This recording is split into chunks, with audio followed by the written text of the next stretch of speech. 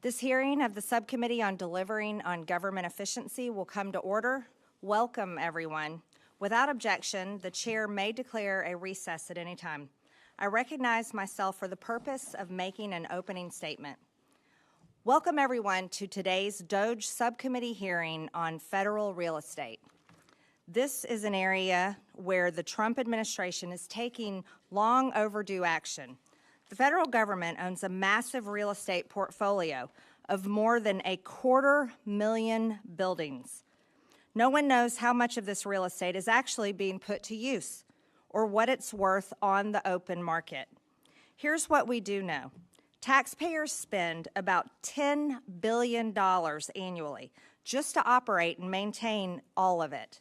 American taxpayers have been drowning in debt, inflation, unaffordable grocery prices, high interest rates, and have been suffering to get by, all while the federal government is pouring billions of dollars into wasteful, empty office buildings and luxurious high-end furniture, which they, the American taxpayers, can't even afford themselves.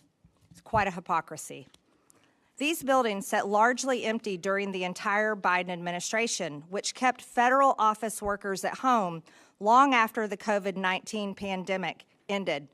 By the way, truck drivers, first responders, so many people worked during the pandemic, but federal workers could stay home, and these federal buildings sat empty. Here in D.C., GAO found in 2023 that the vast majority of federal agency headquarter buildings were less than 25% occupied, some much less. Meanwhile, from 2022 to 2024, the backlog of deferred maintenance on the aging buildings the government owns grew from $216 billion to $370 billion. That's more than $1/3 of $1 trillion it will cost to restore them if we don't sell them. What's worse, aside from paying for useless leases and allowing federal buildings to decay, the Biden administration spent billions on high-end furniture for empty buildings during the pandemic. No one was sitting in those chairs or at those desks. Our witness from Open the Books will testify to that. It is only now, under the Trump administration, that we see a light at the end of the tunnel. This administration is taking historic action on reducing the size of the government and with it, a significant reduction in the useless office space that is claimed to be essential for the government to operate. GSA has established a goal to reduce the size of the federally owned real estate footprint by 50%. This is a massive real estate auction. The President issued an executive order instructing agencies to update their property inventory and to determine which of their government-leased or government-owned spaces they don't need.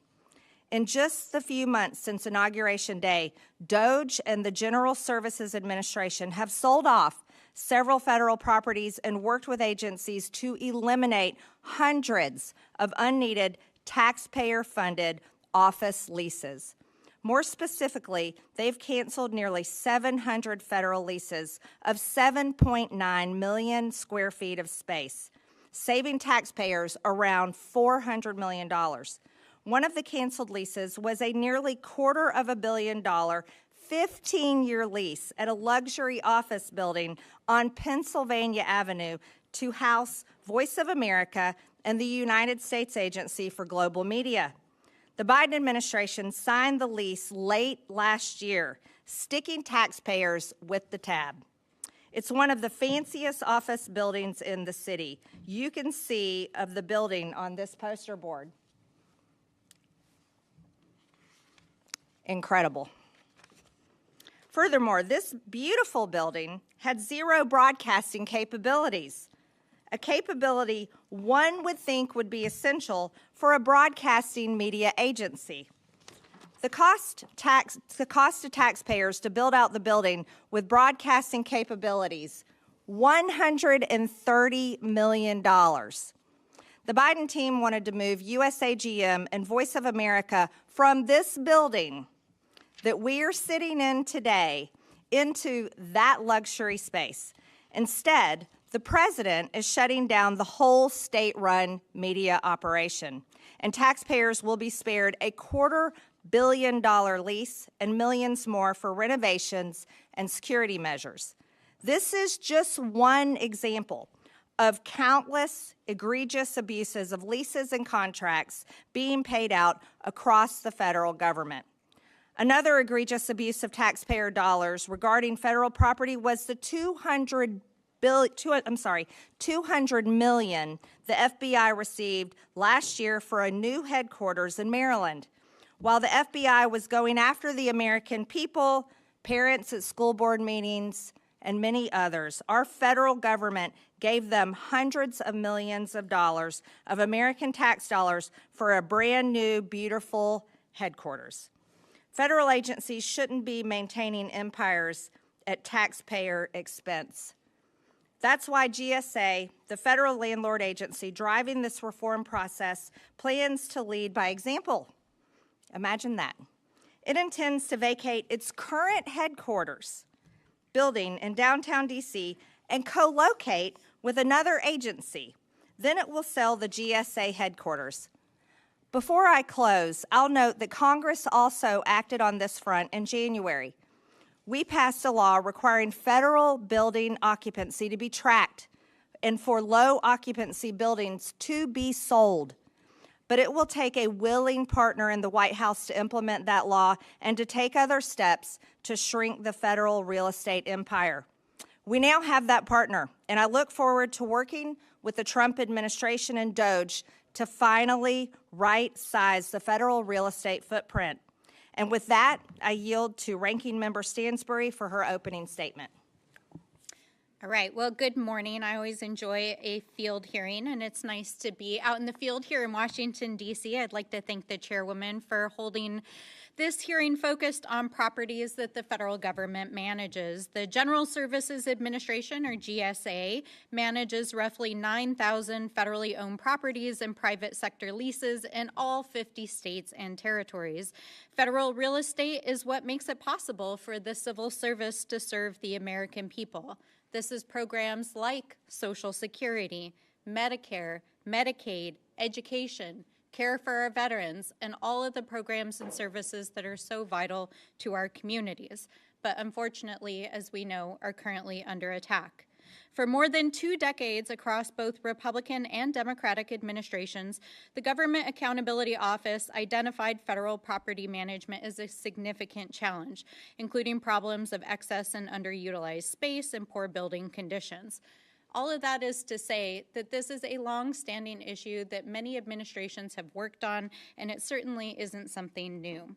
My colleagues and I have consistently worked to improve stewardship of federal real estate so it can better serve the American people, and that is why I would love to make this a bipartisan hearing about how we address the needs of this country and best serve the people of this nation.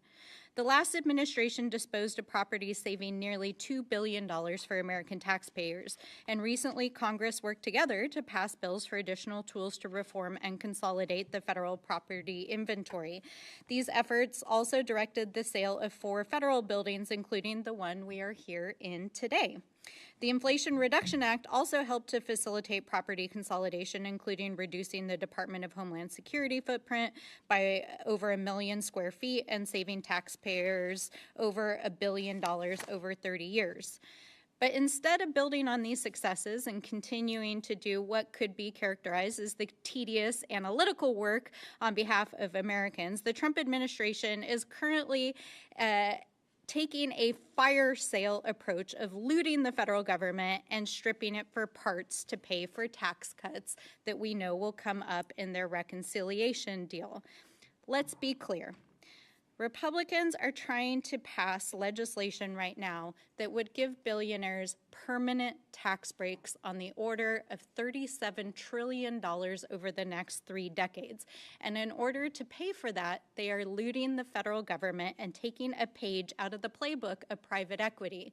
Take public assets, privatize them, sell them for profit, lease them back, help your buddies make money. And that is exactly what we're seeing here today. And unfortunately, we've seen this across the federal government since the Trump administration took office. In fact, we have been deeply concerned that the entire DOGE effort has been a front to help support billionaires who are trying to privatize public services. And just this week, we have seen, as Elon Musk is on his exit out of the federal government, he has secured billions of dollars in new contracts across the federal government. Conflict of interest? Yes, absolutely. It appears that he has recently secured contracts and promises for contracts at the Department of Defense, NASA. He has installed Starlink at the White House and is asking to install it at other federal agencies. And we understand that there is the potential to potentially deploy his AI technology across the federal agencies to replace the tens of thousands of federal employees that have recently been illegally fired. That is why we are deeply concerned about the non-data-driven fire sale that the Trump administration is proposing for federal properties, such as the one we're in today. So, I am deeply distraught and dismayed that we do not have an administration witness with us here today, that GSA is not here to answer questions, that yet again, Elon Musk is not in front of this committee, and unfortunately, we have yet to see a single Trump political appointee in front of this committee or the Oversight Committee. So, we will continue to do our jobs to elucidate what is happening inside the federal government. I look forward to hearing from the witnesses today, and I look forward to talking about how we can actually manage federal properties and the federal workforce to continue to provide the vital services that are needed for the American people. Finally, I just want to say that it is quite rich to talk about the abuse of federal properties after Donald Trump used the historic Postal Service building just down the street during his administration to make millions and millions of dollars from foreign governments while they came and visited him in the Oval Office. So let's make sure that we are doing right by the American people and doing things in a way that is transparent and also in the interest of the public. And with that, I yield back. Without objection, Rep. Brown from Ohio is waived on to the subcommittee for the purpose of questioning the witnesses at today's hearing. I'm pleased now to introduce today's witnesses. Mr. David Maroney is a director in GOA's physical infrastructure team. He oversees work on federal real property management and the U.S. Postal Service. Mr. Maroney joined GAO in 2004. Mr. John Hart is CEO of Open the Books. Mr. Hart is a veteran of Capitol Hill, having served in the late U.S. Representative and Senator Tom Coburn's longtime communications director and co-author. Mr. Hart helped enact landmark transparency legislation to put federal spending online. Mr. Ron Kendall is the executive chairman emeritus at the National Federal Development Association. He previously served in senior roles in the federal government, including within GSA's Public Buildings Service. Again, I want to thank you all for being here to testify today. Pursuant to Committee Rule 9G, the witnesses will please stand and raise their right hand. Do you solemnly swear or affirm that the testimony you are about to give is the truth, the whole truth, and nothing but the truth, so help you God? Let the record show that the witnesses answered in the affirmative. Thank you. You may take a seat. We appreciate you being here today, and I look forward to your testimony. Let me remind the witnesses that we have read your written statements, and they will appear in full in the hearing record. Please limit your oral statement to 5 minutes.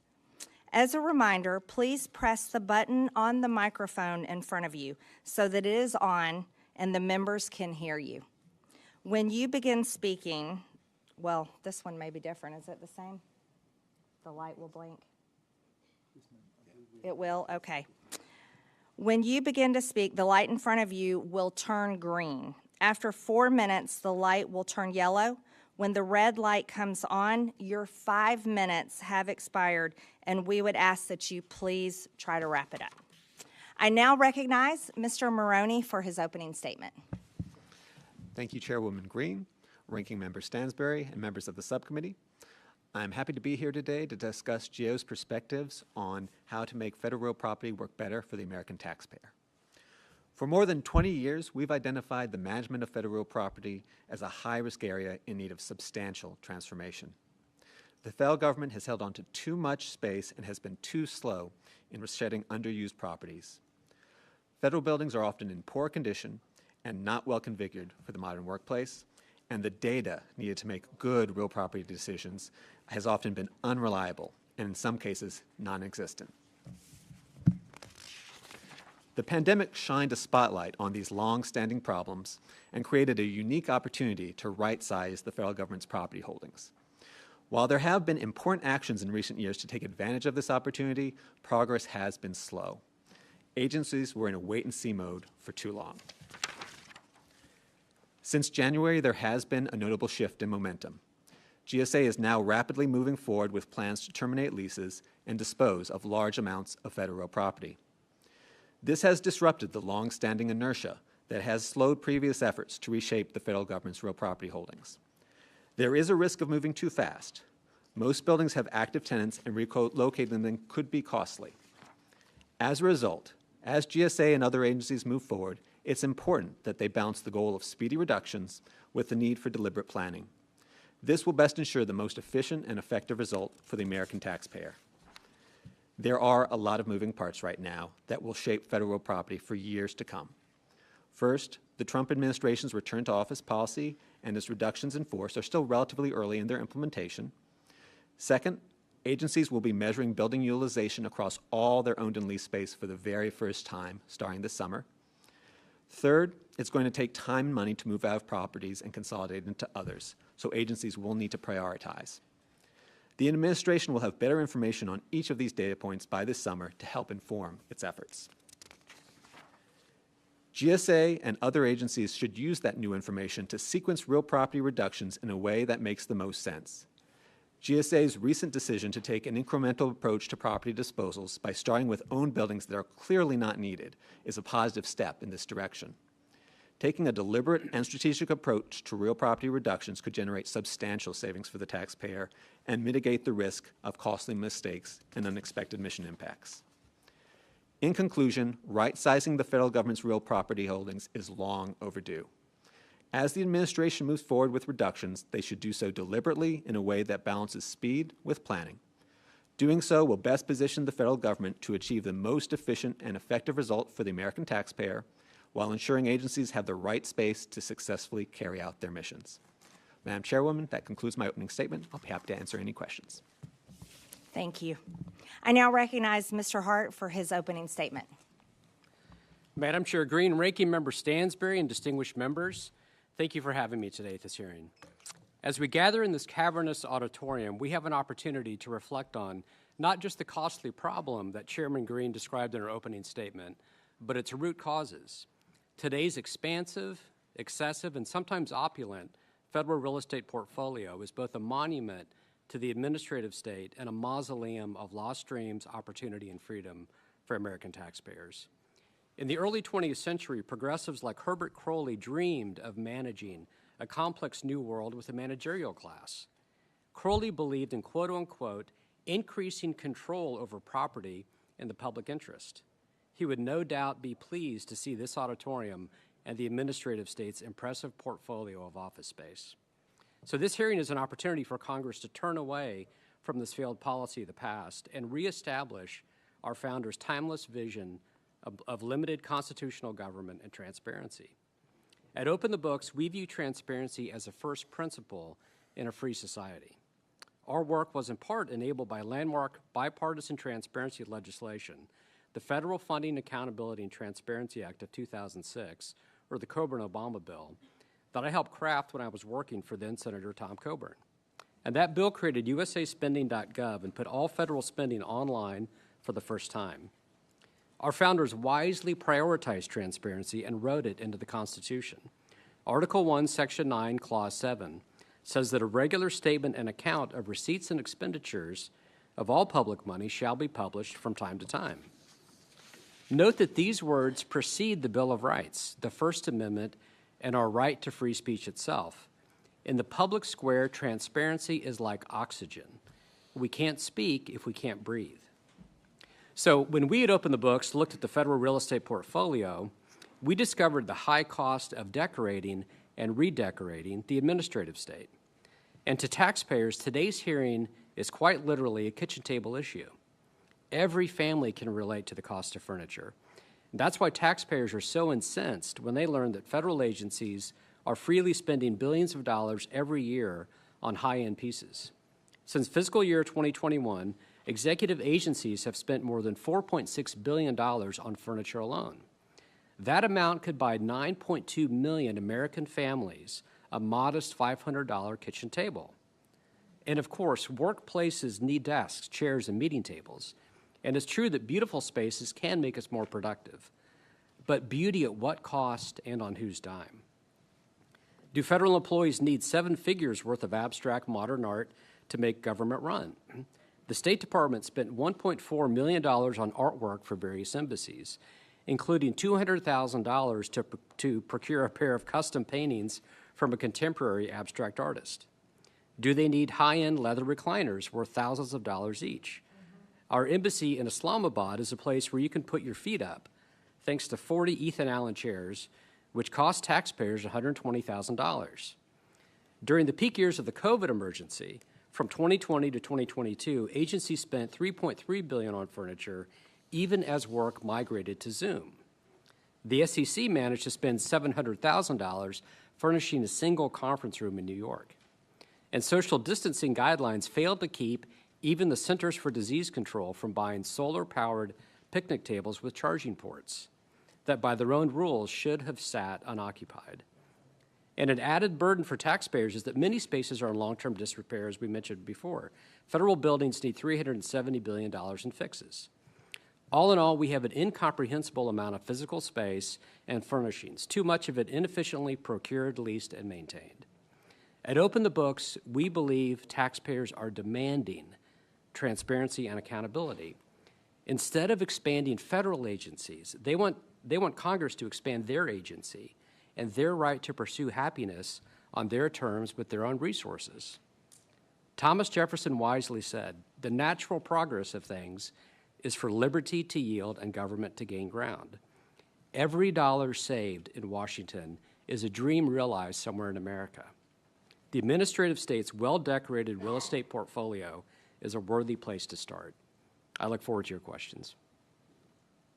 Thank you, Mr. Hart. I now recognize Mr. Kendall for his opening statement. Thank you, Chairwoman Green, Ranking Member Stansberry, other members of Congress, staff, guests. At brisk good morning to all. My name is Ron Kendall. I am the Executive Chairman Emeritus of the National Federal Development Association. That is a trade association comprised of owners and developers of real estate that is leased to the federal government, along with various service providers, financiers, attorneys, brokers, and so forth. My relevance to this committee's inquiry today is twofold. First, 24 years ago, when I served as the Chief Asset Officer of the Public Building Service, I wrote a paper called the Portfolio Restructuring Strategy. It bears very closely to what the administration is doing today in terms of disposal of federal buildings. I want to explain that a bit. It's based upon 3 key findings. Number one, that the PBS-owned portfolio had significant accrued depreciation in terms of physical needs for the properties, billions of dollars, just as it is so today. 2 is the recognition that GSA was never going to receive appropriations sufficient to be able to cure that depreciation, that all the repairs and replacements that the buildings needed. The third is a critical point. What we did when my analysts worked to look at the portfolio's performance, we noticed something very interesting. 15% of the buildings, in terms of building number, 250 roughly out of 1,750 buildings, produced 95% of the financial, what's called FFO, funds from operations, a term borrowed from the REIT industry. The profitability of the Federal Buildings Fund depended upon 250 buildings. That's a small number, less than 15%, but it constituted 55% of the square footage. So the portfolio strategy was very simple. Take and direct the scarce capital resources that GSA would receive by appropriation to those buildings, because those are the ones that are keeping you going. And sell off the balance, but only when you need to, not when the buildings when the buildings fall into decrepit states or when fire life safety issues are pressing and you need to vacate. There's no need to get out before then. Now, some may construe this strategy as being very GSA-centric in terms of the profitability of the Federal Buildings Fund, but that's a mistaken apprehension because it is really good government. GSA's core portfolio, that's how we defined it back then, 24 years ago, is a portfolio of well-occupied, high-rent buildings in major metropolitan areas. And so by having those buildings in the inventory, you avoid paying high lease costs to the private sector. So it is really benefiting the American taxpayer. Now, my concern today is that the DOGE-led disposal group, the non-core buildings that were posted briefly and taken down after a day, 440-some buildings, consisted of buildings that shouldn't be on that list. Buildings that are brand new, like the Volpe Center in Cambridge, Massachusetts. Brand new. It won't need major repair for 15 or 20 years. The Main Justice Building was on that. That is a core property. So my concern is that this is not being done judiciously. The list of core properties is pretty easy to figure out and needs to be protected. So disposal is not the enemy. It's how it is done, and it must be done carefully with deliberate study. I'm about out of time. I simply want to talk quickly about leases. It looks to me that there's a list of leases that are being terminated purely because they're soft term. Agencies still have needs for that space. So my concern is that we are not looking at agency mission when terminating soft-term leases. It's very important to maintain the viability of agencies to execute their mission. I'm out of time. I look forward to questions. I now recognize myself for 5 minutes of questions, and I thank the witnesses for their testimony. Mr. Maroney, the title of your testimony is Reducing the Government's Holdings Could Generate Substantial Savings, and I agree with that. And thanks to the Trump administration, we're finally seeing some savings, $400 million on leases, according to the administration. Do you think the government's excess properties exist in part because federal agencies and the bureaucrats who run them have no incentive to move or to give up their space? Just why won't these agencies co-locate and downsize? So there's a number of reasons, but certainly cultural reticence to sharing space is something we've identified in the past. Also, inertia, for lack of a better word. It's a space you've already had, and there isn't as much incentive to move. It costs money to move out of space at times, and agencies haven't always put that up front. There's a number of other reasons possibly too, but certainly those are both valid reasons that they've brought up before. Those are reasons that have been brought up before. Right, except their actions are different. They certainly were ready to jump out of this building and leased a very expensive building on Pennsylvania Avenue. Recent presidents couldn't overcome that bureaucratic inertia. Yet President Trump and DOGE ended almost 700 leases in just a few months. That's unbelievable. Has any other administration acted so quickly to reduce the federal footprint that you know of? Not that I'm aware of. Yeah, that much needed, though. Mr. Maroney, your testimony states that a GAO covert operation last year was successful about half the time in sneaking prohibited items past the guards and into federal buildings. I'm really interested in that. What sort of items did you sneak in? What dangers does this vulnerability pose? Right. So we snuck in 3 different items: a multi-purpose tool with a knife, a baton, like a baton you could use to attack someone with, and pepper spray. All those are prohibited items. All those are things you could cause real harm if you wanted to. And like you said, about half the time we were able to get that through. So that raises concerns. We only did 27 tests and got through in half the time. That suggests other items could be getting through at a greater level. But you got through half the time in 27 tests. Correct. And that also comports with FPS's, the Federal Protective Service's own covert testing program. Wow, that's definitely terrifying. Thank you for that. I have a lot of death threats, and several people have been convicted and served time in prison for planning to murder me. So I always appreciate the efforts on every single aspect of security to make sure that people that work within the federal government and the Capitol and visitors as well are safe. So thank you. Mr. Hart, I appreciate the work your organization has done in making the American people aware how the government spends Americans' hard-earned money, including this chart behind me here. Shows a disgusting amount of federal spending on furniture, which is what you talked about. So how did you go about finding the Biden administration spent about $1 billion per year on furniture while federal buildings sat empty during COVID and federal workers work from home? Yeah, what we do, Chairman, is we have access to all federal spending through usaspending.gov, and that's a bill that I helped pass back in 2006. So we're able to do keyword searches and look at furniture, look for vendors even, and identify and keyword search things like recliners to identify and understand how much the federal government is spending on furniture.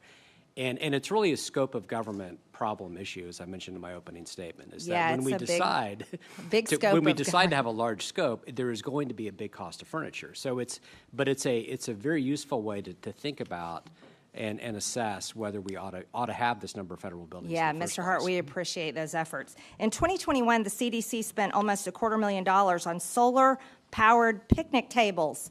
The CDC at the time was telling people to socially distance with masks and basically forcing a vaccine that many Americans didn't want. So what use would its employees have for this new picnic table that has quite the price tag? Yeah, it's quite expensive, and the social distancing guidelines suggested they shouldn't be seated at that table while they were spending $237,000. Look at those seats.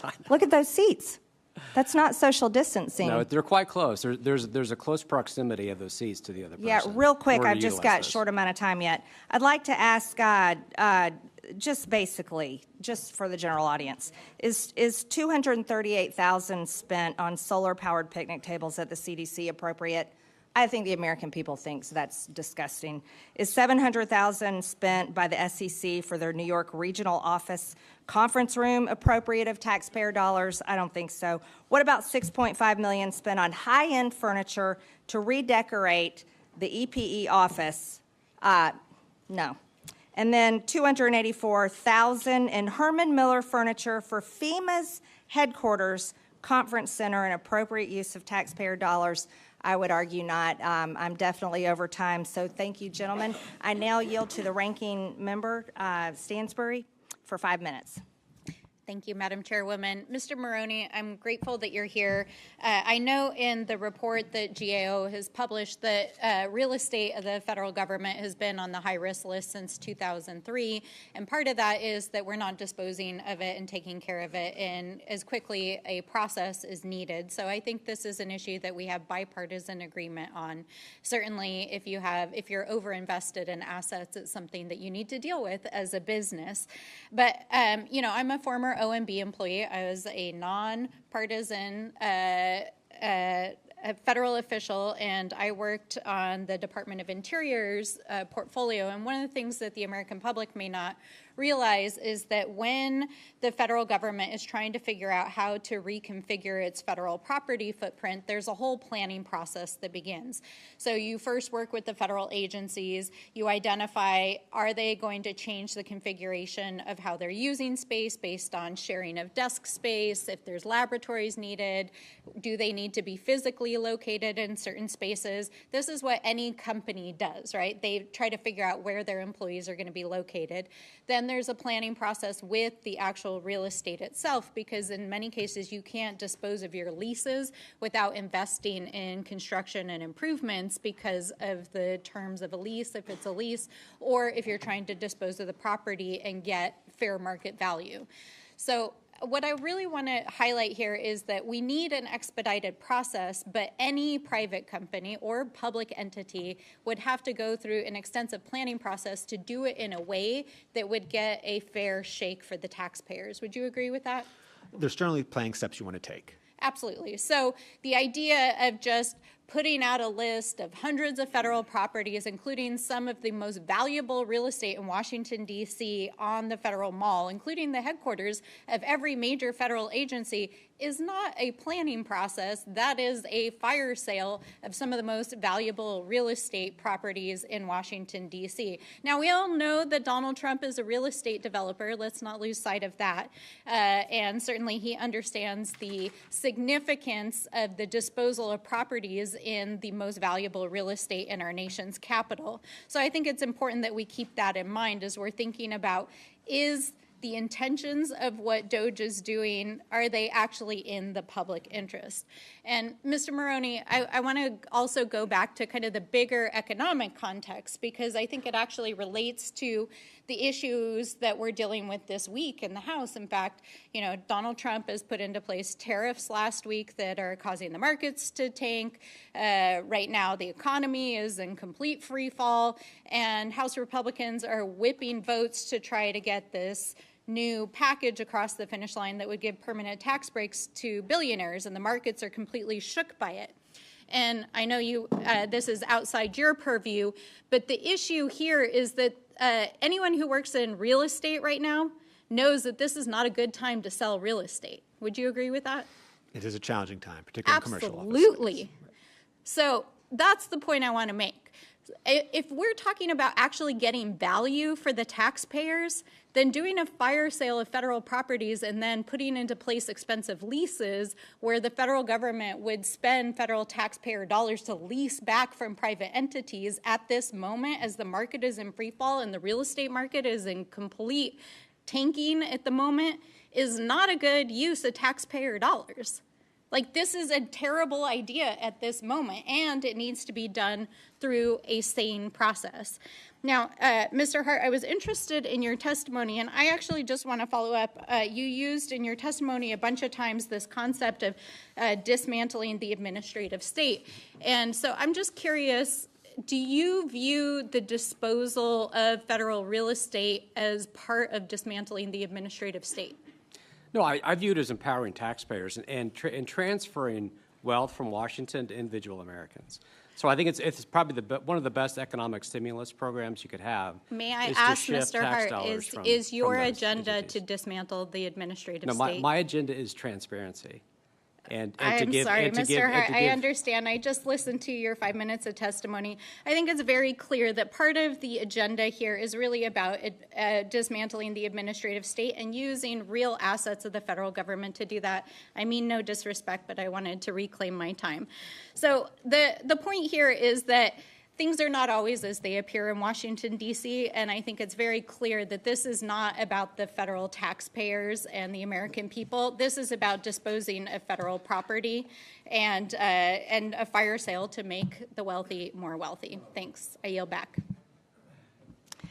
I'd like to point out that the market's up about 1,400 points. With that, I now recognize Mr. Fallon for 5 minutes. Thank you, Madam Chair. You got to love the hyperbolic accusations in class warfare all in one sentence. We have 1,500 federal buildings. We have 7,500 leases of other locations, 511 million square feet of office space, and it really comes down to need and want. There might be some people that want all of that space, but do we really need it? And clearly, when you read government reports, even pre-COVID, we didn't need the space that we had. We had too much. Then COVID exacerbated and the surplus exploded.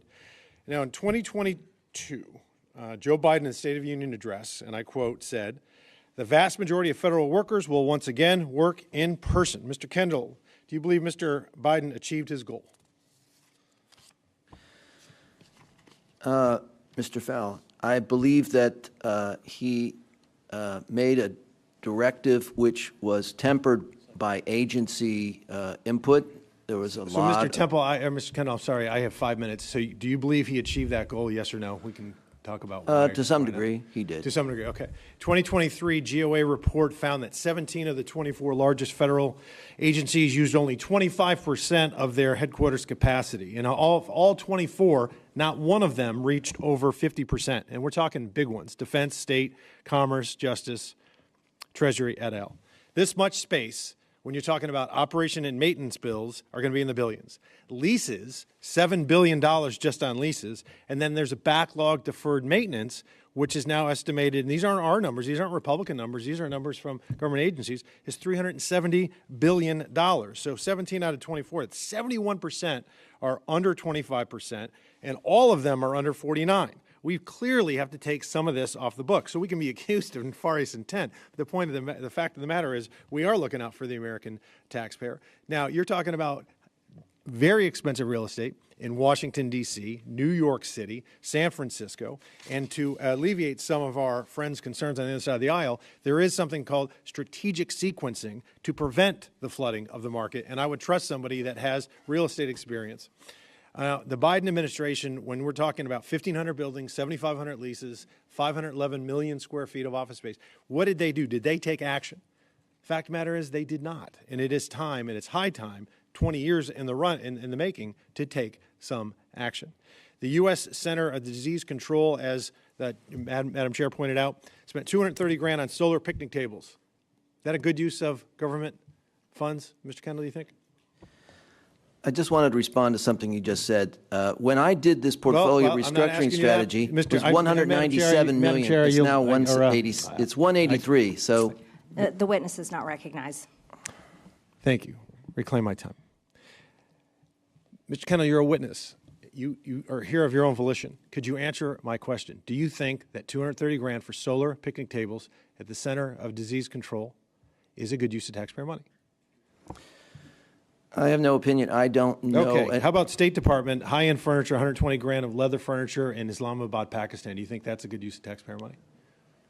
I would like to examine. So no opinion again. How about the Pension Benefit Guarantee Corporation spent $14.4 million, about $14,400 per employee on brand new furniture? Is that a good use of taxpayer money? Did it include IT? Did it include computers and so forth? So again, yes or no? No. I don't have sufficient information to make an informed decision.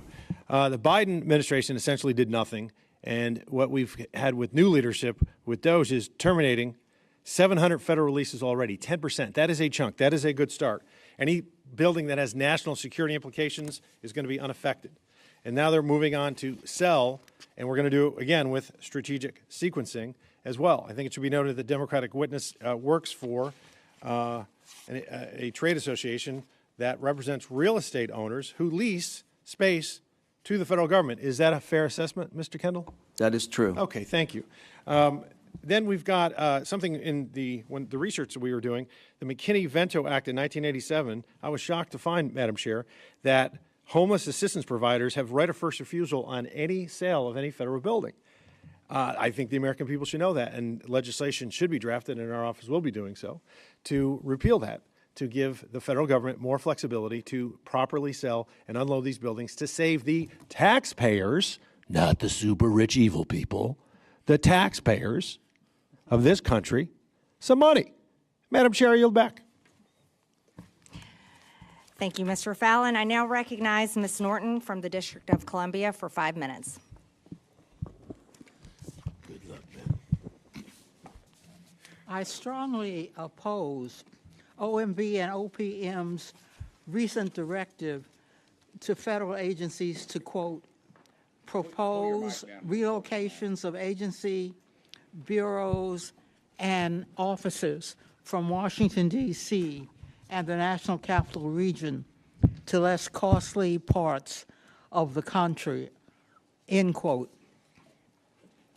I also strongly oppose the many bills that have been introduced this Congress to relocate the headquarters for federal agencies in the National Capital Region to outside the National Capital Region.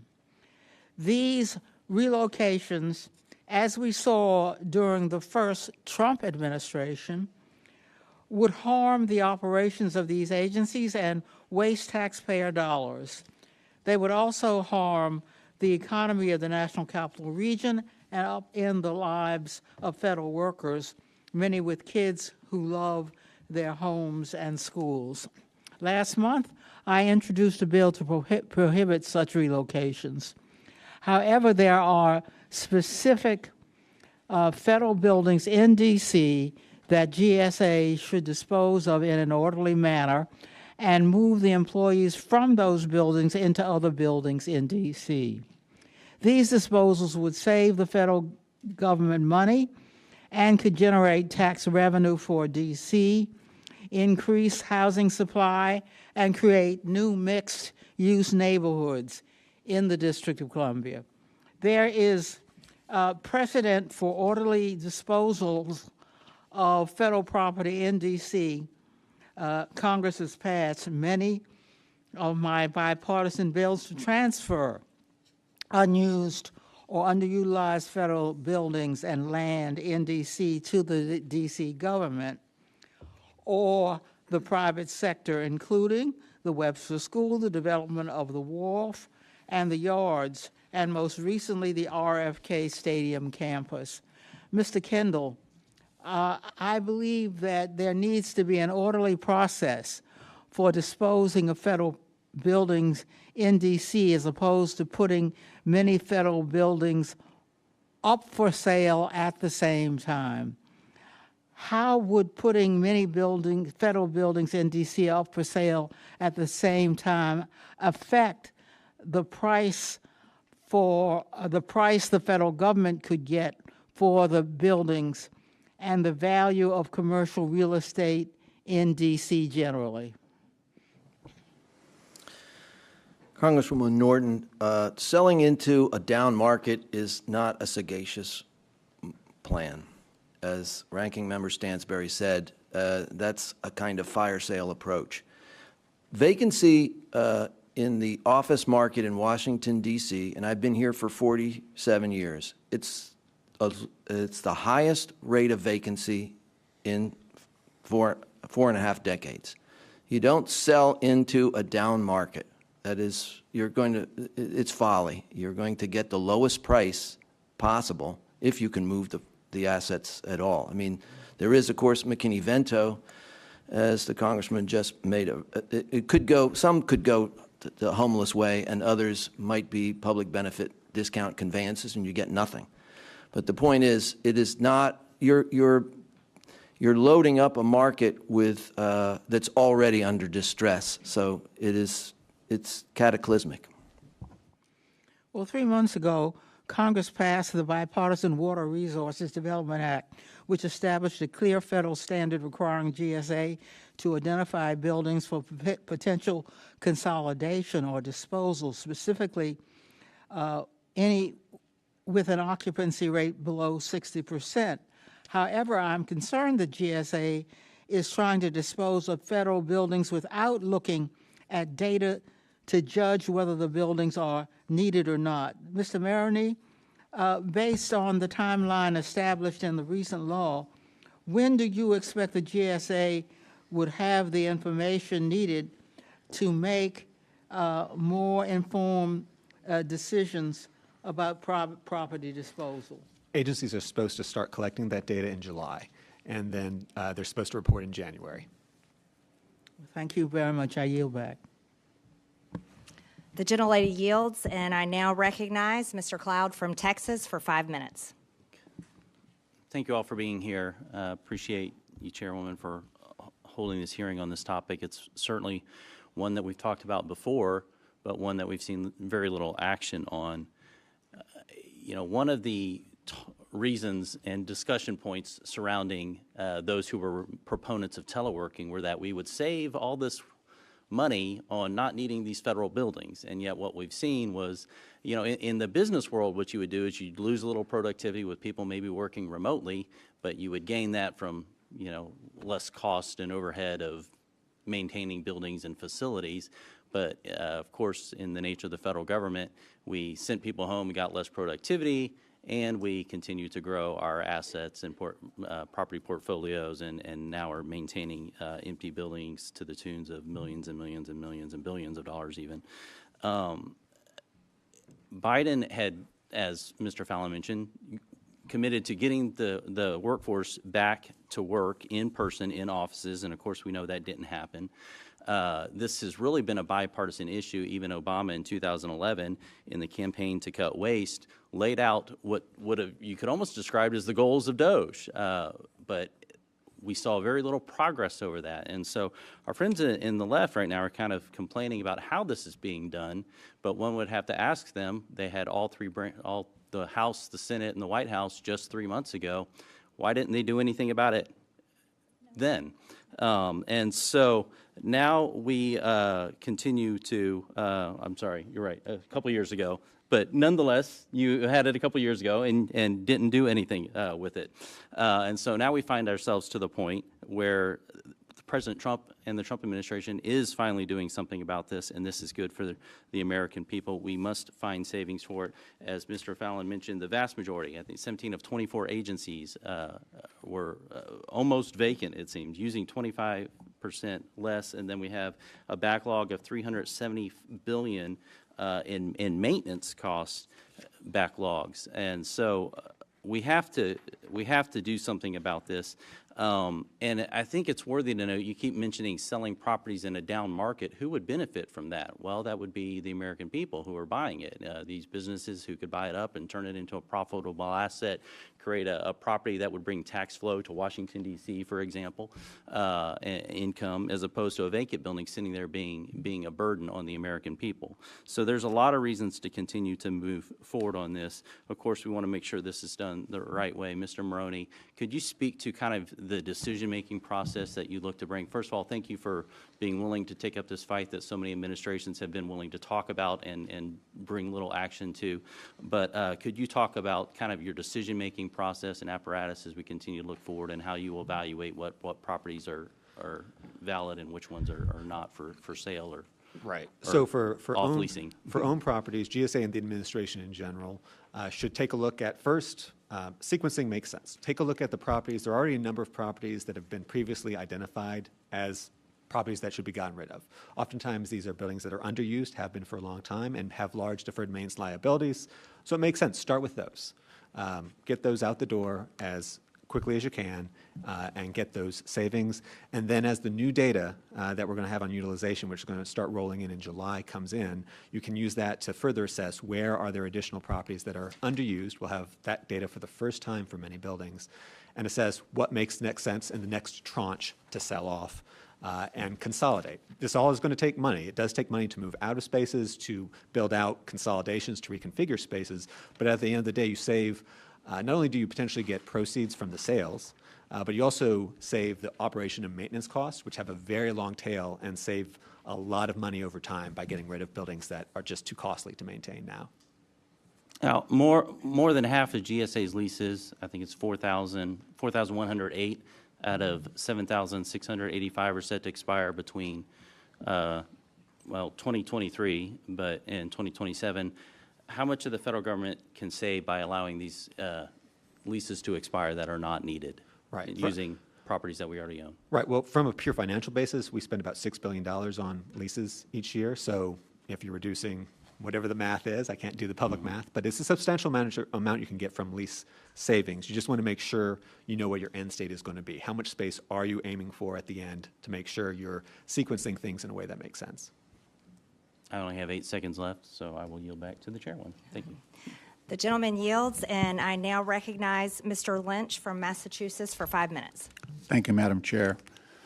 At the outset, I would just suggest that if this committee were truly concerned with delivering on government efficiency, we might examine the devastating impact of President Trump's recent trade tariffs on the financial security of the American people. In just the 2 days of the President's tariff implementation, U.S. stocks have lost more than $6.6 trillion in value.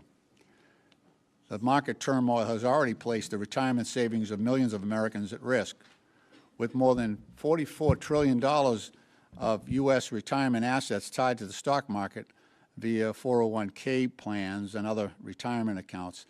I know that President Trump has recently stated, "I haven't checked my 401k," close quote.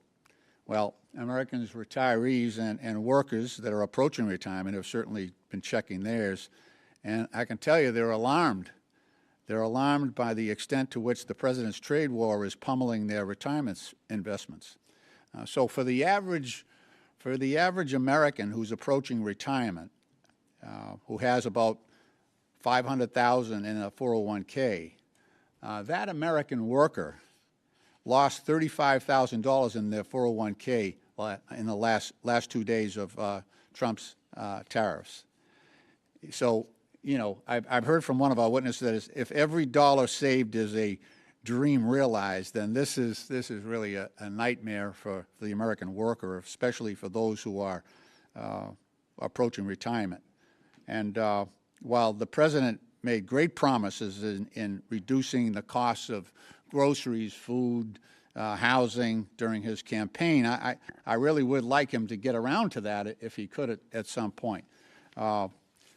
So, Mr. Kendall, the suggestion here is that we're supposed to move away from a situation where the government owns the buildings. Instead, we're going to move to the private equity model where we sell the building that is home to a federal agency, and then we're going to pay rent to a private equity firm to rent that same space out. In Massachusetts, we just had a situation like this with one of our hospitals, actually 8 of our hospitals. So those hospitals were receiving a lot of money from Medicare and Medicaid, okay?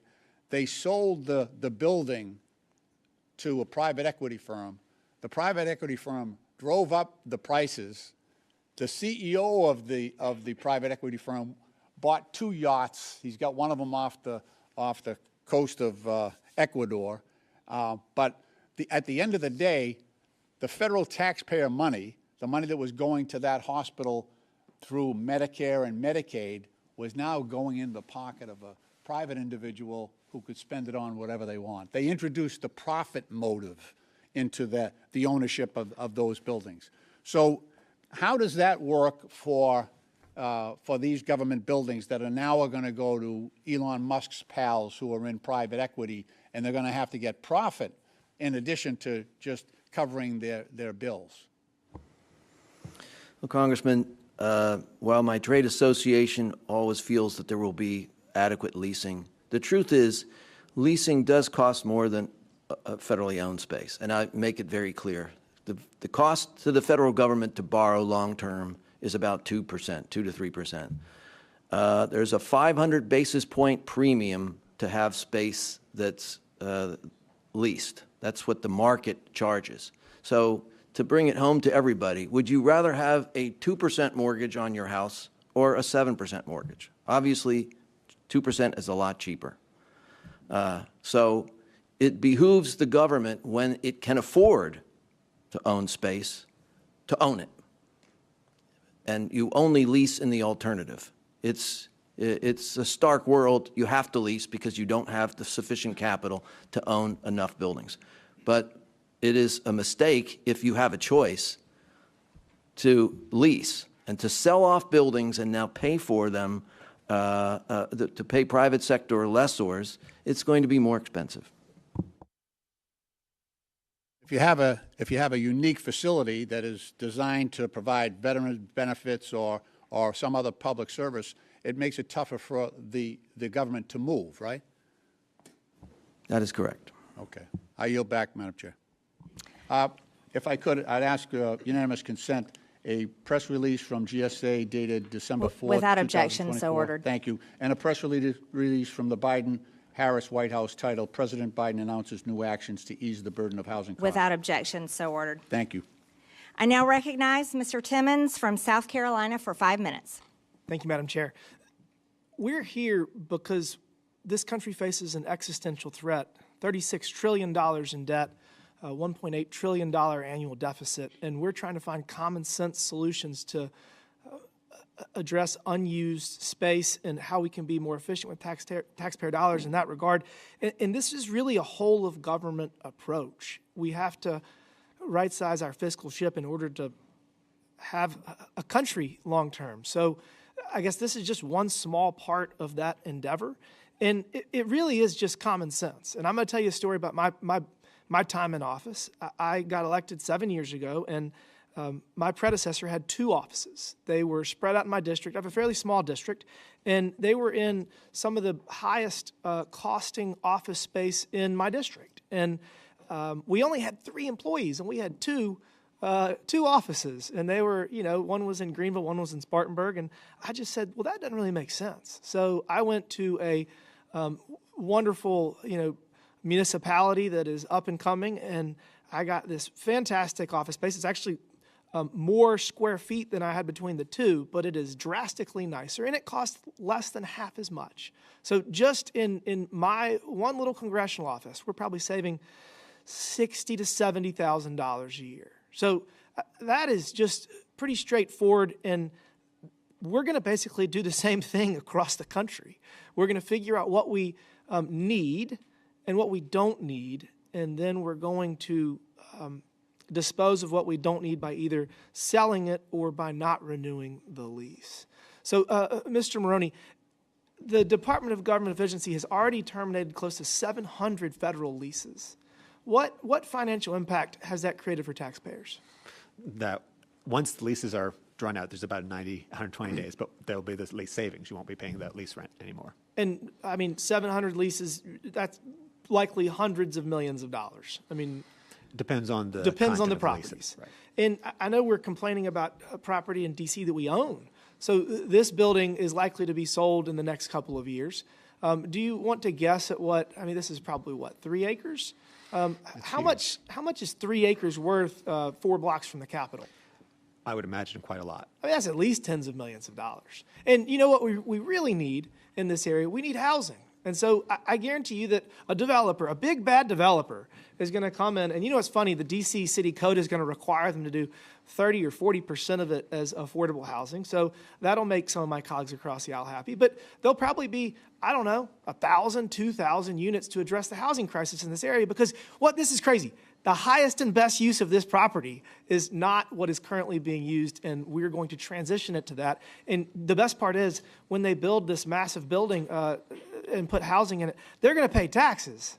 So we're going to take a building that is currently using taxpayer dollars to be maintained, but not very well, and we're going to then sell it, get tens of millions of dollars, and we're going to turn around and create a highest and best use for this property, which is then going to result in it paying taxes. So, that's the whole theory. And while we can look all across the country for areas that we can save money, this is just common sense.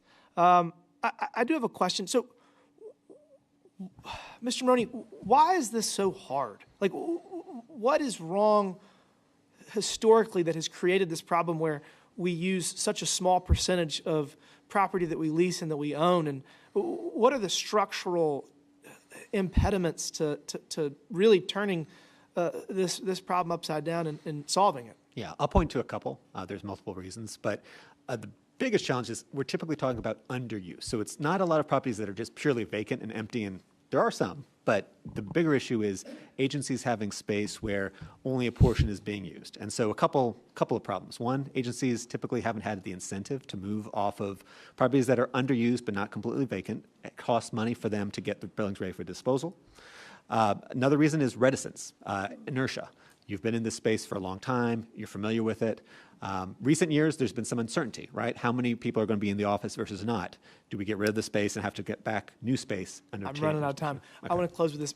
President Biden, in his State of the Union address, talked about how he was bringing people back to work. He didn't do that because he actually wanted to. He did that because the city of D.C. was crumbling without the federal workers coming and supporting the businesses that they previously supported. So I know that my colleagues across the aisle do not like this effort, but when this building becomes 2,000 apartments, those people are going to then spend money in Washington, so it will actually help the economy. With that, I yield back. The gentleman yields. I now recognize Ms. Crockett from Texas for 5 minutes. Thank you so much, Madam Chair. And I can tell you one thing that is crumbling for the city of D.C. was that continuing resolution that defunded approximately $1 billion from them. But I will focus on today's hearing. The Republicans' recklessness and chaotic approach to reducing the size of government has shown us what we've already known. Concepts of a plan don't work. This is the committee's fourth hearing, and still no one from the so-called Department of Government Efficiency has testified before this committee about their plans to break the federal government, because as it turns out, breaking the federal government doesn't just hurt people you don't like. It's not just going to be Democrats who miss out on Medicaid, Medicare, and Social Security, or only Democratic veterans who will miss out on their VA benefits. Their approach will negatively impact all Americans. So it's unfortunate that Republicans have taken a seemingly bipartisan issue and included it as part of their scam to subsidize tax giveaway for billionaires. They haven't proposed anything that will improve the efficiency of the government. Instead, they have put the country on a path to a recession and implemented the largest tax increase on Americans in decades through Trump's tariffs. This hearing is their latest attempt to try to convince the American people that dismantling public-facing agencies will somehow improve government efficiency. Let me tell you, it won't. There's nothing efficient about terminating leases for IRS taxpayer assistance centers during tax season, nor dismantling farmers' support offices in rural communities while farmers are trying to survive Trump's tariffs. And just like their trade policy, there isn't any logic or strategy behind the Trump administration's reductions in force or accelerated disposal of federally owned property. It has been discussed that managing federal property has been on GAO's high-risk list for more than 2 decades. Currently, GAO has almost 60 recommendations that the administration could fully implement, but decided to ignore. And I'm going to veer off for 2 seconds because all I kept hearing was fire. Fire, fire, fire is what I heard. And as I heard fire, it seems like we are talking about an administration that has been hell-bent on firing government workers. They are hell-bent on engaging in fire sales of our government buildings. And while we are at it, they are lighting the Social Security on fire, Medicaid on fire, Medicare on fire, 401ks on fire, Department of Education on fire. And instead, what we need to light on fire are Trump's tariffs. In fact, we could probably go a little bit further and fire this incompetent administration. But if we are going to talk about efficiency and worry about some solar paneled whatevers, let's talk about the fact that as of March 30th, Trump's golfing has cost us approximately $26 million. And the last time I checked, we're not getting anything in return for that. So I will get back on my remarks, but I just wanted to point out that maybe we need to talk about the president and his golfing habits. In fact, he decided that he was going to golf as the markets were tanking. He decided he was going to golf instead of receiving 4 heroes who died serving this country. He has decided that he wanted to play games while the rest of us are really trying to make sure that we can serve the American people. So, Mr. Maroney, you were quoted in the New York Times article dated March 17th, stating that it is important for officials to have a plan to generate the most savings and that, quote, all of these moving parts point to the need for some deliberate planning. Did the administration consult with GAO regarding their plans to dispose of hundreds of federally owned buildings? No. In your testimony, you highlight that one of the core issues associated with managing federal property is the lack of reliable data to support decision-making. Is that correct? Yes. Would reducing GSA's workforce by 50% improve data gathering and analysis? I cannot say they're That's not perfectly completely fine. We know that we need experts and not idiots, but Mr. Kendall, we will move on.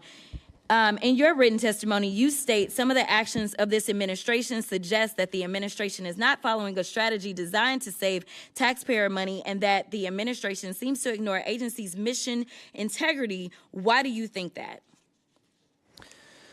In the list got of 20 seconds, but in the I'm list giving of it to you. projects, there were a couple score Social Security offices, IRS, taxpayer service offices, which those agencies, those end user agencies wanted, and yet the administration is canceling those leases. So it does imperil mission accomplishment. Thank you so much. I'll yield back. The gentlelady yields, and I now recognize Mr. Burleson from Missouri for 5 minutes. Thank you, Madam Chair. I first want to acknowledge these amazing chairs that we're sitting in. I looked them up. These chairs retail for $2,900. This is the nicest chair that I've sat in.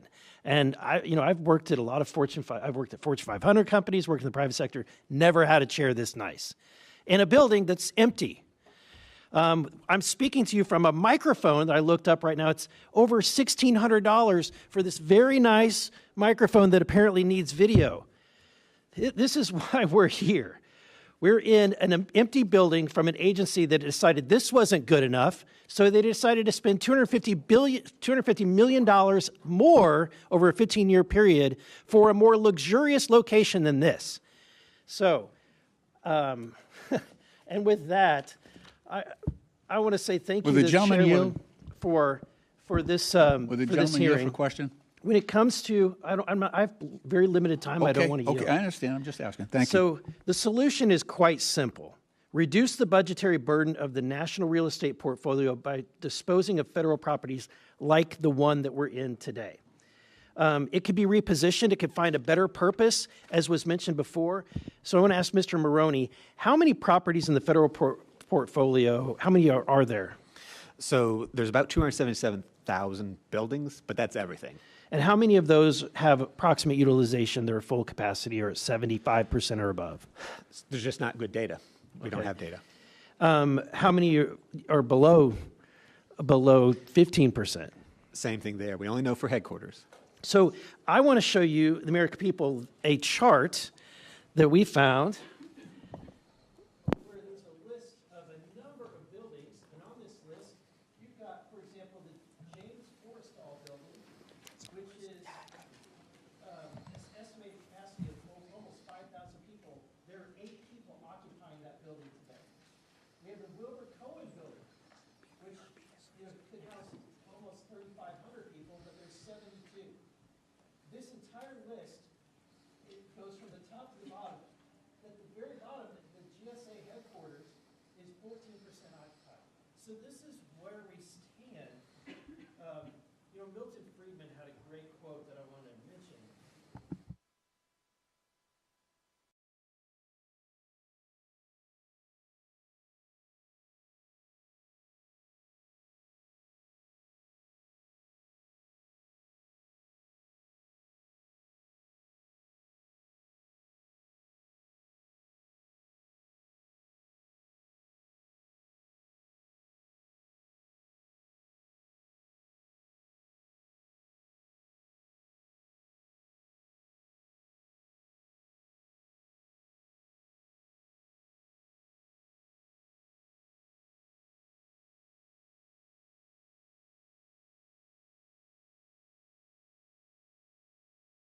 Say that you're committed by making every dime of the government spending accessible to the public, which I commend you for what you're doing. Transparency is exactly what we need from our government. More than half of the current leases that GSA maintains are set to expire between now and 2027. How much money could the American people save by not renewing these leases? Well, I can speak to the cost of furniture, which is going to be about $1.1 billion on just furniture, and I'd have to get you the figure on leases. But it illustrates, again, is that when you decide to have a massive expanse of federal agencies, it's very, very expensive to decorate and redecorate these agencies and buy chairs like the one you're sitting in right now. Apparently my $1,600 microphone wasn't working. You got the $800 one. So I want to put into perspective a report that we uncovered from the Public Buildings Reform Board's report to Congress. Instead of using, what was the accounting that was given to them, they used available cell phone data. And in 2023, the cell phone data indicated that approximately 441 people occupied the Francis Perkins building on an average day, costing the American taxpayer approximately $182,000 per employee each year in operating and maintenance expenses and rent paid. Mr. Maroney, is that a reasonable expense from the American taxpayers, $182,000 per employee? You certainly don't want to spend more on real property than you need. Thank you. Thank you, Madam Chair, and I yield back. The gentleman yields, and I now recognize Ms. Brown from Ohio for 5 minutes. Thank you, Chairwoman. I wanted to wave on to today's hearing because the General Service Administration is rushing to sell a piece of federal infrastructure in my district, the Anthony J. Celebrezzi Federal Building in downtown Cleveland. Let me be clear, this isn't just the sale of a building. It's a reckless decision that could destabilize essential services for my constituents, displace some 4,000 federal employees, and deal a blow to the local economy.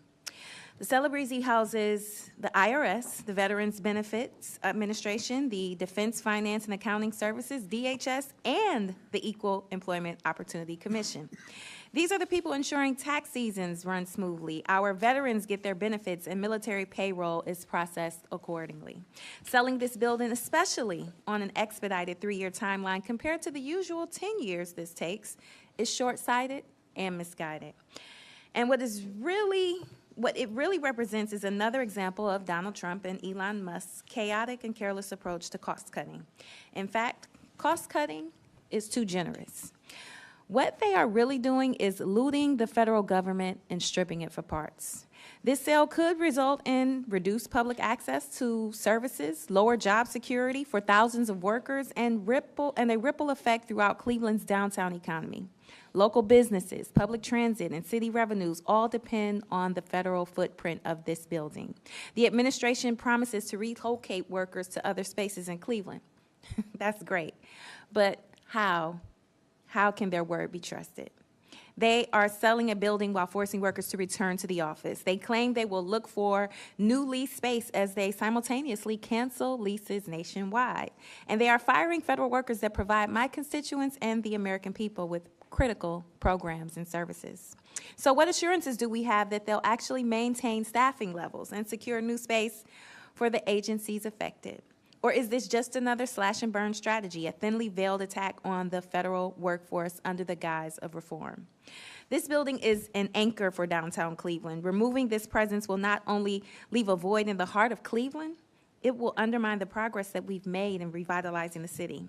There is a responsible way to reduce and consolidate the federal government's real estate portfolio, but this hasty decision is not it. So, Mr. Kendall, can you tell us how does GSA balance the social and community impacts like job loss, transit disruption, and economic disinvestment with the needs of the agency? That's a difficult question. GSA defers to end-user agencies in terms of what their space needs are. They really are a reactive organization in terms of finding space. They typically, the rule is to use own space, and if that's not available, to lease space. The Celebrezzi building, I don't know the particulars of it. If there's not an exigency about selling it because it constitutes a life safety threat to the occupants, it doesn't have to be moved. I mean, part of the argument here today is that federal workers are being put in opulent space, lease space, and incurring great costs, but they could be retained in maybe Class B or B minus federally owned buildings and avoid lease costs. GSA is all about avoiding lease costs. So I don't know specifically about the mission needs of the agencies that are housed in that building, but my sense would be GSA is deferential to those concerns. So given your experience at the GSA, how would you characterize the administration's rushed approach? Would their rushed approach to decision-making and shortening the disposal timeline lead to more efficiencies or less? I think that there is a lot of haste going on today, and I think it is ill thought through. I think that a much more deliberate approach should be taken to deciding what buildings to retain and what to get rid of. I also think that the staffing levels are endangering GSA's, the reduction in staffing. I understand 63% of the PBS employees are to be terminated. That's 3 out of every 5. I don't know how it was determined, how they reached that number, and in consideration of what mission needs are and what types and numbers of employees you need to execute. So the I'm last thing I concerned. want to get before I run out of time, this question in is, the list reported that building utilization is a contributing factor to the need for management of federal property. How is the president's return to work impacting GAO's analysis of federal real estate? The Sorry, gentlelady's thank out of time. I now recognize Mr. Jack from Georgia. Thank you, Madam Chairwoman, and thank you for convening this hearing in an underutilized federal office building. To establish context for those watching at home, our federal government owns roughly 511 million square feet of office space, and that does not include large swaths of military bases. So again, to establish context, if you, like me, watched the national championship last night and saw how massive the Alamo Dome looked, the 511 million square feet of federal office space represents 3,200 Alamo Domes.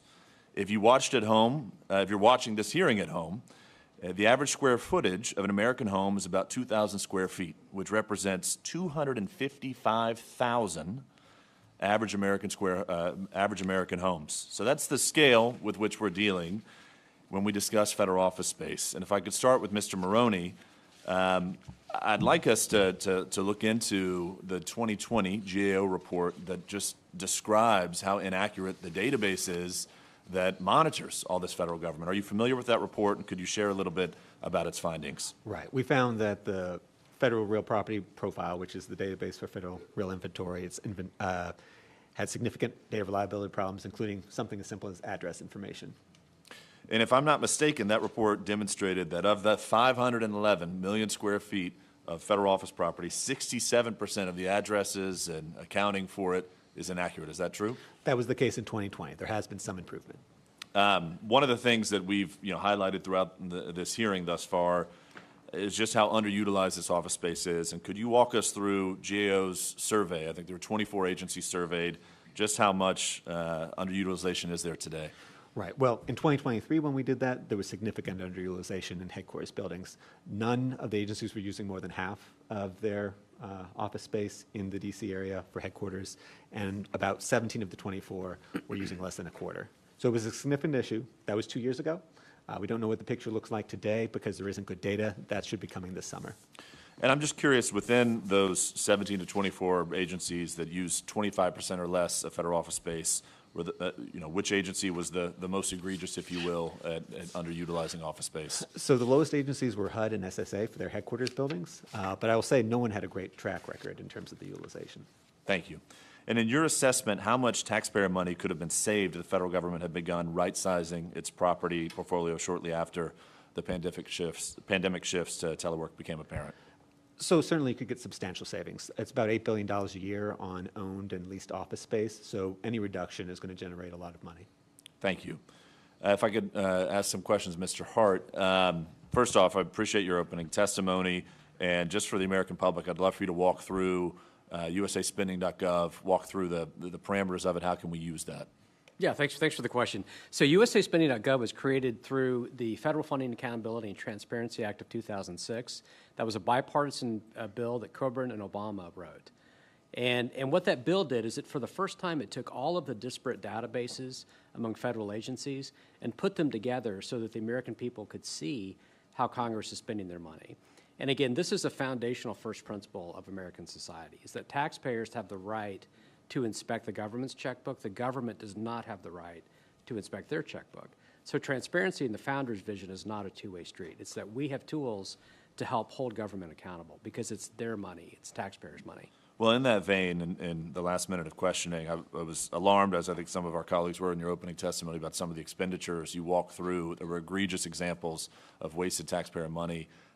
In your findings over the course of your work, what was the most egregious expenditure that you saw? And at the same time, too, would love recommendations from you as to how best we can correct that at home. Yeah, well, it's a very target-rich environment. I think the totality is quite egregious, where you're looking at $1 billion spent on furniture. We talked about the picnic table as one, where the CDC told the American people they can't sit together, but yet they're spending $230,000 on a picnic table. That violates their own standards. That rubs the American taxpayer the wrong way in every way imaginable. So I think what you could do is really reorganize federal agencies. Is that, it's the perfect political moment to cut spending is always a mirage over the next election horizon.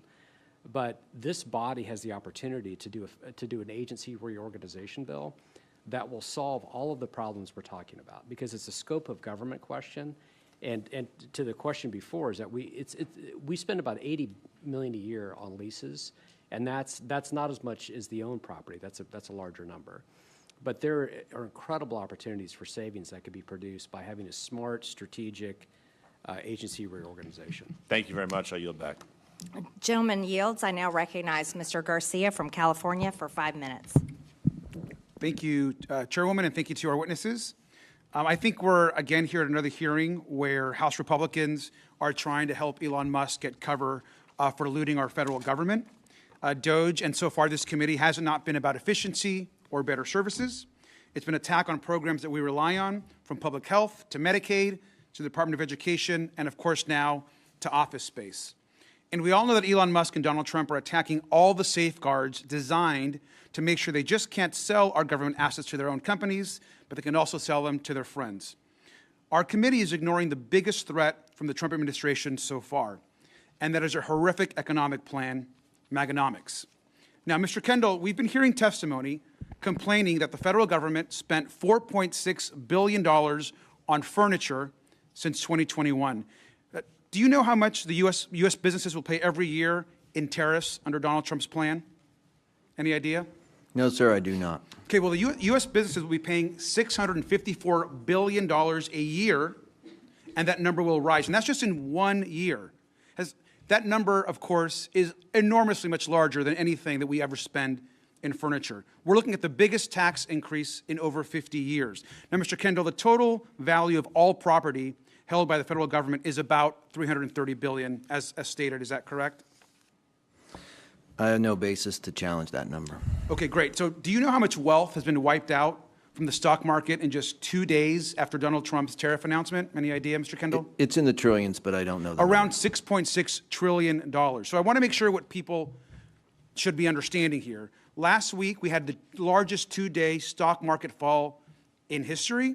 We're talking about furniture and office space while people are losing their retirement accounts, while the stock market is crashing, while Medicaid is under attack, while healthcare costs are going up.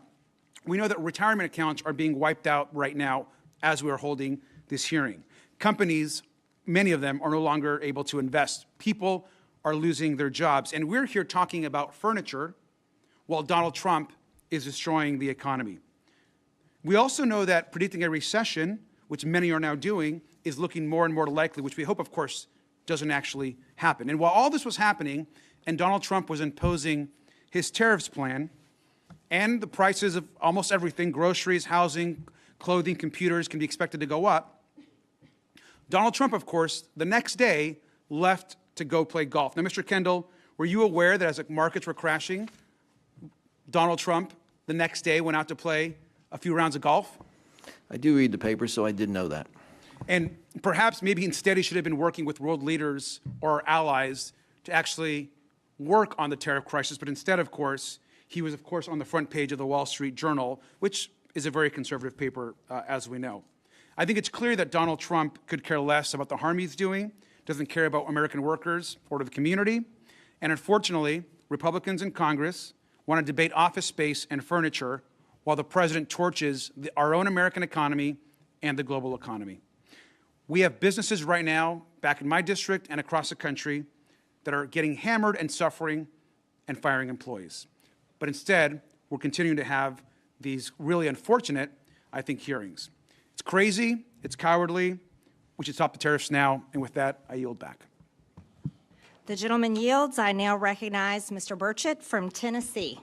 Thank you, Chair Lady. Thank you for indulgence and allowing me to be on this committee. I come in here usually ticked off, and I leave in worse condition, so thank you for that. If I ever have a counselor, I'm going to send you the bill. Mr. Hart, do any members of Congress, their spouses, or their immediate family have any property ownership rights to this property or any federal land? Congressman, I don't know the answer to that question off the top of my head. Okay, do spouses of members of Congress own real property and lease it to the federal government? And how would we find that out? Because I think I know what you're going to say. I believe the answer to that question is yes. You do? I do believe that. Is there any way we could verify that information? Well, you go to USA Spending and search, you open the books, our website, and you can look up members' names, you can look up any person's name, and find that information. All right. I suspect that's being done as I speak. Mr. Maroney, how much underutilized space does the federal government have? Can't say. There's not good data. We just don't have data. It's going to come this summer. Congress has now required it, but prior to this, once you got outside of headquarters, there wasn't measurement of how much the buildings I were hate being these used. studies. Every day we vote on a new study, and I suspect there's some warehouse like in Raiders of the Lost Ark at the end where they're putting this, and our top people are looking at it, and there's these studies are just on these shelves in these vast warehouses. Would you agree with that assumption? There are a lot of studies. All right. Remember, you're whatever. All right. How much would the federal government save by allowing unneeded leases to expire? Federal government spends about $6 billion on leased office space, so depending on how many you let expire, you get substantial savings. As I said up here, people chastise the thought of making a profit. To me, that's not an evil thing. That allows for more people to be employed. It seems that we have forgotten exactly who we work for, and it's the people back home who are struggling. Now, when I was mayor of Knox County, one of the first things I did was I said, get me a list of all the property we own in Knox County. And it was amazing to me. I mean, we had property in neighborhoods. We had some of it was obviously undevelopable. So one was on the corner of a small airport. But it was all over. We had something listed as a park, and it was nothing further from a park. And we ended up selling a lot of this property, and we paid cash for schools, crazy things like that. We didn't stay in debt. And to me, that just seems like the model that the federal government should adopt. We should have a listing of the property, and the people ought to be able to review that and make better assumptions, because I think they're a lot more smarter than we give them credit for. And I suspect that's part of the problem. They don't want to let them look behind the curtain, so to speak. Would you agree with that? It is important to have that kind of data. There is an inventory that's available online, but there are significant issues with its reliability. Mr. Hart, would you care to address that?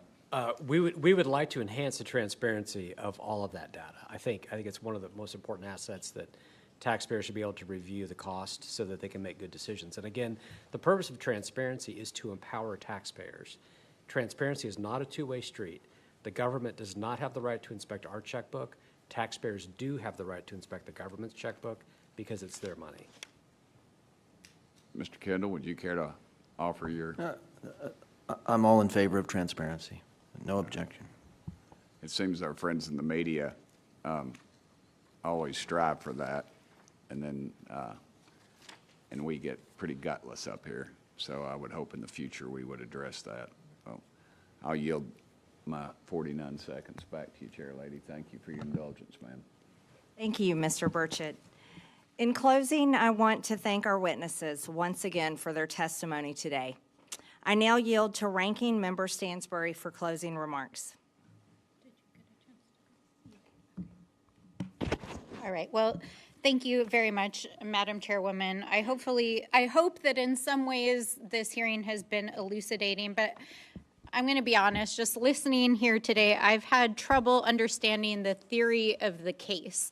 Now, anyone who's in business knows that if you're going to go in front of a boardroom and present your case, you've got to have compelling data, you've got to have an analysis of what you're trying to accomplish, you've got to have an analysis of the money that you're going to save, and a proposal and a plan for how you're going to execute that. And I think the thing that is troubling about the entire DOGE exercise is that it doesn't seem to have a coherent theory, it doesn't appear to have a plan, it doesn't appear to be utilizing data, and it doesn't appear to be executing on any kind of coherent theory of how we're saving money for the federal government, because as we learned here today, it will actually cost the federal government more money if they sell these vital assets to private companies who will then lease them back to federal agencies for more money. So it's troubling to try to understand, and I think it kind of goes along with the troubling theory of the case that Donald Trump seems to have about the economy overall, because as my colleague pointed out, we're sitting here talking about microphones and furniture in an office building while the economy is tanking and trillions of dollars in losses are happening, and we know that the potential for both a recession and costs are going to go up, which will cost the federal government more money. So what's the theory of the case here? I've also heard conflicting theories just about this very building that we're sitting in. Is this building too fancy, or does this building need to be demolished to make way for housing? It's not even clear what the argument is for this building that we're sitting in, having this field hearing in. Now, what I think is interesting about what we heard here today is that some of the quiet part was said out loud. In fact, what was stated by some of the other members on this panel was that they'd like to sell valuable real estate to private developers, potentially demolish federal buildings like this, sell them potentially to private equity and developers, and then they can lease back and make money off of it. And that's exactly what this scheme is all about, because this is what we're seeing across the entire DOGE effort and across the administration. And this is not really about public interest. This is, as we keep saying, the private equity model. Privatize, buy low, sell high, make lots of money. This is what the DOGE bros are all about.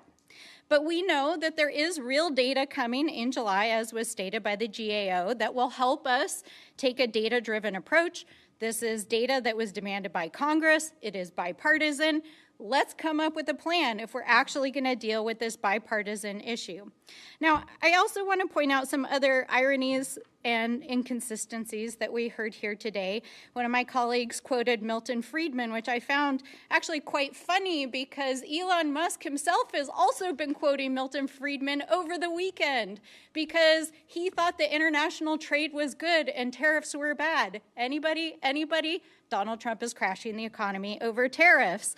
We also heard my colleagues across the aisle talk about right-sizing and righting the fiscal ship, while they're literally about to try to vote tomorrow on a budget proposal that will increase the deficit by $37 trillion over the next 30 years.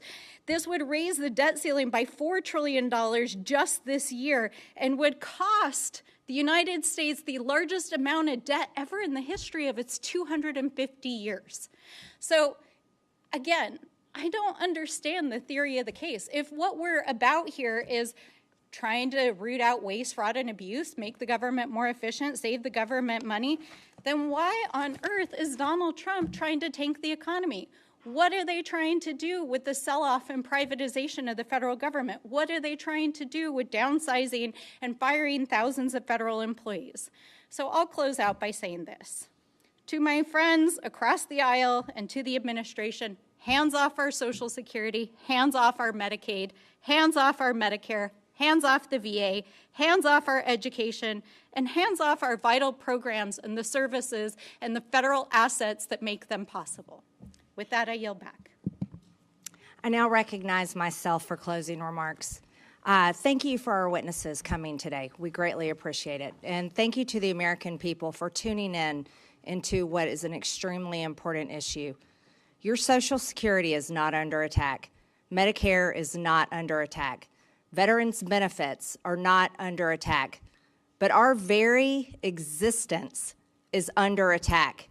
And this has happened by dirty, greedy, lazy politicians and bureaucrats who have plunged you and chained you in $36 trillion in debt. You are under attack, and you've been under attack by your own federal government.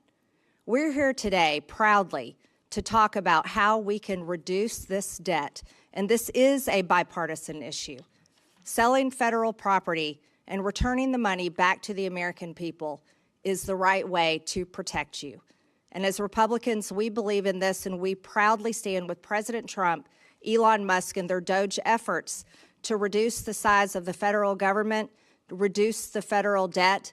And we are so grateful, and definitely America voted for President Trump to stand up for Americans, the American worker, and American companies with tariffs that return the order back to America and defeat the globalists who have attacked American interests, stolen intellectual property from American companies, and have turned rural America into a graveyard of factories that have been shut down and American jobs that have been shipped overseas. So I want to say directly, thank you, President Trump, for standing up for us. And we will be so happy when you stick up for us and make it fair again through these tariffs. The federal government's management of its massive real estate portfolio has been problematic for decades. Everyone knows it. The United States is $36 trillion in debt. In fiscal year 24, the government spent over $1.8 trillion more than it took in. And in fiscal year 25, the interest on our debt is expected to exceed $1 trillion. Many Americans are suffering every day while the federal government continues to recklessly spend hard-earned taxpayer dollars to foot the bill of luxurious, high-end furniture for offices, or on the flip side, carelessly waste billions on unused buildings and leases. Young people cannot afford to buy a house. For today's 27-year-olds, only 33% own their homes versus 40% of baby boomers when they were 27. From 2019 to 2024, housing prices in my home state of Georgia increased by up to 67%, as did areas all across the country. Everything went up. Life became unaffordable. Over the past 4 years under Democrats, overall inflation hit 20%. The cost of food increased nearly 34%, and the cost of energy increased nearly 33%, and credit card debt was up nearly 50%. As Americans racked up grocery bills, credit card debt, and couldn't afford to buy a home, the federal bureaucrats recklessly spend their money without a care in the world. In the last year, 7 in 10 Americans completed at least one DIY project. Do it yourself. And nearly 50% said it was because they couldn't afford professionals to do it. Americans are either renovating their own houses by themselves because they can't afford to hire a company to do it, or in many cases, they will have to go without. What do federal bureaucrats do when they need to renovate a conference room or redecorate an office? They spend $700,000 and $6.5 million of your money to do it. American businesses can't afford these types of upgrades, and the reality is that the federal government is $36 trillion in debt and can't afford it either. As we continue investigating waste, fraud, and abuse, we can look no further. The unconscionable amount of spending that the federal government spends on empty buildings and brand new high-end furnitures, and something as ridiculous as solar-powered picnic tables. Every year, taxpayers have to spend about $10 billion just to operate and maintain it all, in addition to backlog of deferred maintenance that is now up to $370 billion.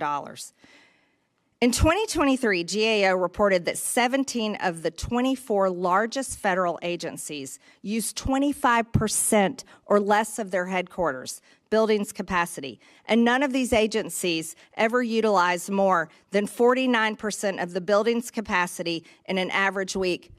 I just want to inform you that that all happened at the same time when homeless rates skyrocketed. and veterans were kicked out to make room for illegal aliens. When you own property in the real world, if you breach a term of your mortgage agreement, you mismanage your finances, or you miss payments, the lender will repossess your property and auction it off. While the federal government can't miss payments because they will just print more money, they have grossly mismanaged their finances, and it is time for the American people to evict federal bureaucrats, repossess the properties, and auction them off to the highest bidder. Thankfully, the American people now have the president on their side. While the previous administration did little to address the problems laid out here today, we're finally seeing meaningful progress under President Trump. The early successes of selling off unused properties and canceling wasteful leases by the Department of Government Efficiency shows what can be accomplished with strong leadership.